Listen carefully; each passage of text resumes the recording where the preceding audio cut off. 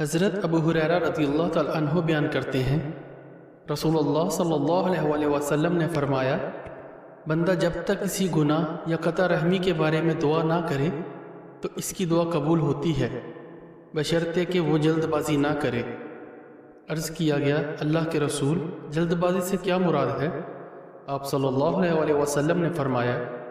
وہ کہتا ہے، میں دعائیں تو بہت کر چکا لیکن میری دعا قبول ہی نہیں ہوتی۔ اس صورتحال میں وہ مایوس ہو جاتا ہے اور دعا کرنا چھوڑ دیتا ہے۔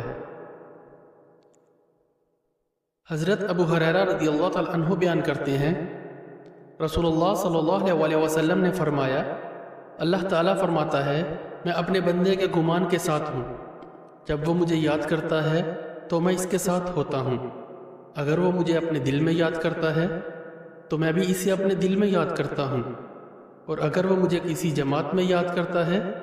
تو میں اسے اس سے بہتر یعنی فرشتوں کی جماعت میں یاد کرتا ہوں۔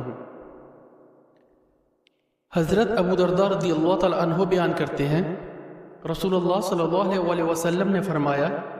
مسلمان شخص کی اپنے مسلمان بھائی کے لیے وہ دعا قبول ہوتی ہے جو اس کی غیر موجودگی میں کی جاتی ہے، اور دعا کرنے والے کے پاس ایک فرشتہ مامور ہوتا ہے، جب وہ اپنے بھائی کے لیے دعائے خیر کرتا ہے تو وہ مامور فرشتہ آمین کہتا ہے اور کہتا ہے، اسی مثل تمہارے لیے بھی ہو۔